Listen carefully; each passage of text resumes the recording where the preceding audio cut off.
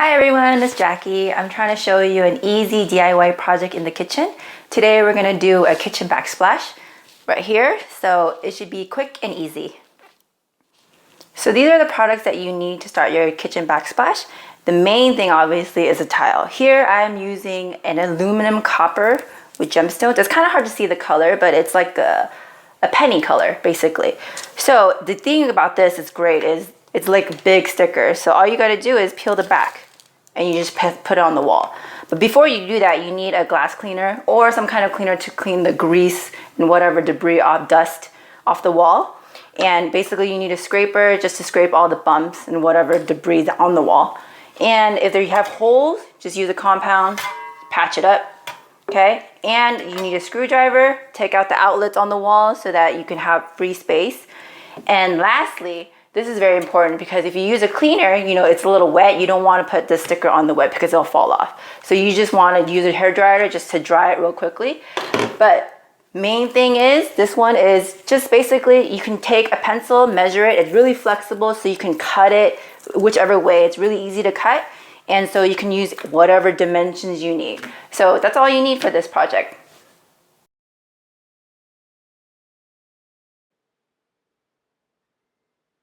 So here I'm using a screwdriver to unscrew the screws from the outlets. If you have a power drill, that can make this process a lot faster.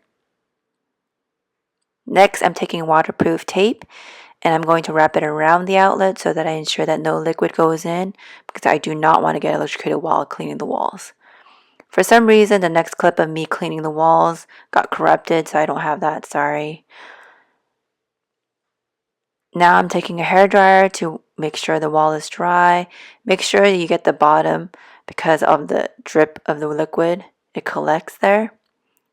I take the scraper and I scrape any imperfections on the wall, any bumps to even it out. Next, with the compound, you fill in the holes or the gaps found in the wall and make sure it's filled. So here I'm just pushing in the compound into the cracks so that I can level it out to make it even and smooth as possible. So it's like a consistency of Play-Doh, so you just insert and smash it against the wall.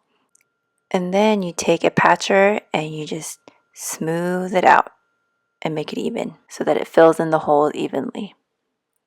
And then once it dries, it'll turn white from the color pink that you see. Or second option to make it dry faster is use a hairdryer. And you just wait until the color changes to white to know that it's completely dry. Alright, so now this is the most fun part. Basically what we're going to do is measure out the distance, but before you start cutting anything, we need to figure out which direction we're going to put our tiles. I would suggest starting from the in corner and going out. On this side, same as well, you would go in to the corner. However, from the fridge, basically what you would do is want to get it towards the end of the fridge and go in towards the corner because you can cut these tiles to however width you want, okay? So what you generally do is basically you put the tile to the bottom, okay? And you measure it out to see what you would need, okay? Because obviously this will overlap. So you measure out and you can count how many tiles you need to cut out. Here in this instance, we have to cut out 4. Okay, so that's what I'm going to do is cut. This is easy to do because you just literally just cut through it and it just comes off. Okay, so I have these tiles laid out in the wall, so I could presume that it would take up to here, at least to the outlet, because it gets a little tricky with the outlet. So we're just going to cut 2 more tiles.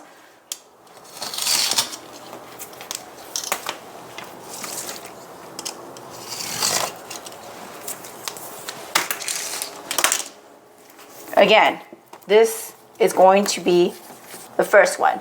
What you do next, what I generally do is use a pencil to measure the distance of each tile, okay? So I mark it loosely. It doesn't have to be exact because you can't bunch the tiles up, it'll bend, okay?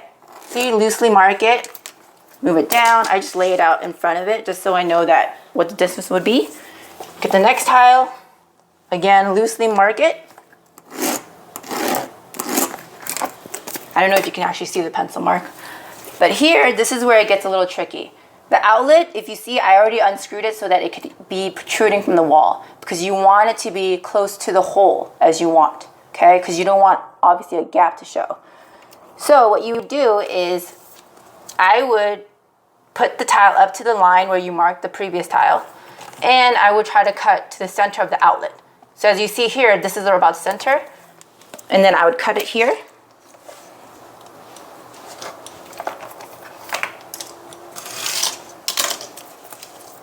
Okay, here.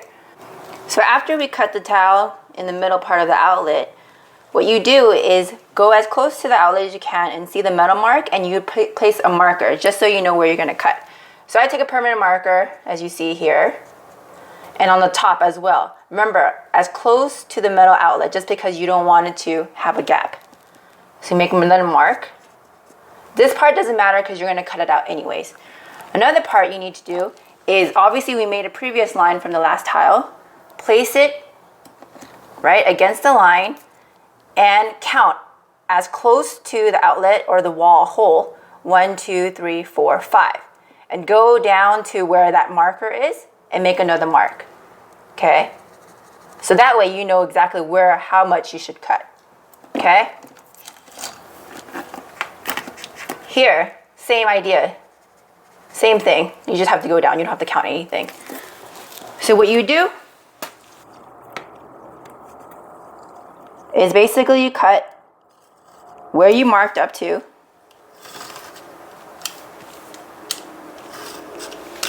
Again, it's so easy, it just comes off, literally. And then you place it against the wall where you cut it, okay? Line it up from the previous line that you made for the tile, okay? So you hold it and you see that it's gonna be, what you do next, don't forget to do this, make a pencil mark, because obviously you have to do the other side of the outlet, okay? You take the other half that you cut, same process. Basically, what you do, again, you can do it this way, okay? This is kind of tricky because there's like a wider hole, but try to go to the top. Again, take a marker, and you know it's going to be 1, 2, 3, 4, 5. Okay? So you don't necessarily have to mark anything, but what you do, again, take it against the side to the metal, as always. Mark it again. Remember, you already counted how many over, so you count over and mark where you want to. Go down to the side again. And then you cut it out. You place it up. Put it together. You want to see together, you can put it together if you want to see how it works. Again, under the outlet. You allow it. Obviously, it's not going to stick right now because you didn't take out the sticker, but this is generally how it would look. Okay? Again, place the line or the tile where you put your last line. Mark it again. All the way to the bottom, just so that you have a general idea. Take your next tile, put it up. Remember, we only cut 3 before. Here, there's an overlap, okay? For some reason, this kitchen has the counter is weird from the cabinet, so you have to make sure it lines up. Here, we cut 4 out here. This time, it's gonna be only about 3, okay? So you count 3 tiles down, just cut it.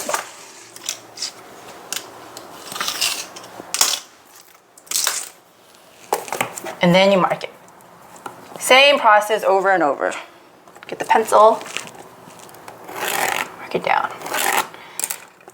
So it's up to you whether you want to go all the way to this colored line or you want to start at the cabinet. It's up to you.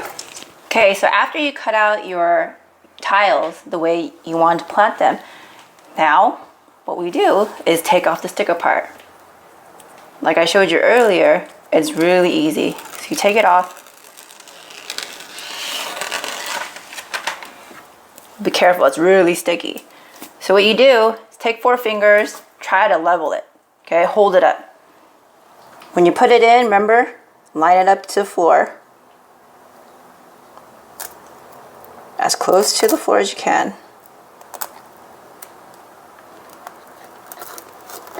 And basically, from the bottom, you just push up.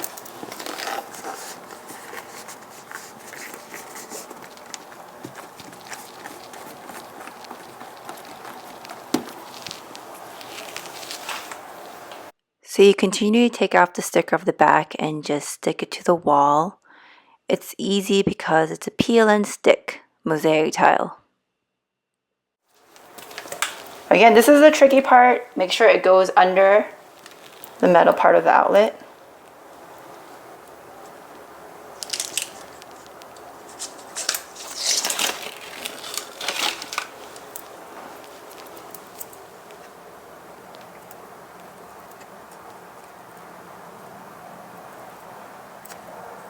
Against the bottom. It's going to be kind of funky. You could probably just lift the outlet up so you can get it in. Again. This is so flexible that you can go over it as well, stretch it out a little bit.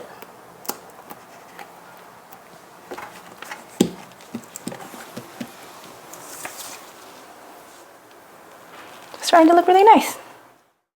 As you continue to peel off the sticker, just make sure that you align the tiles next to each other so that it won't come out crooked, because that's the main key point of this. But it's really simple to do. I mean, you would continue on to the very end of the cabinet if you like. And that's what's great about these. Since you have these extra pieces, you can literally just cut it out, stick it on. That's it. As you can see, we finished our backsplash. So you can see that it was easy to do, easy to apply. So I hope you guys enjoyed this video and subscribe with us.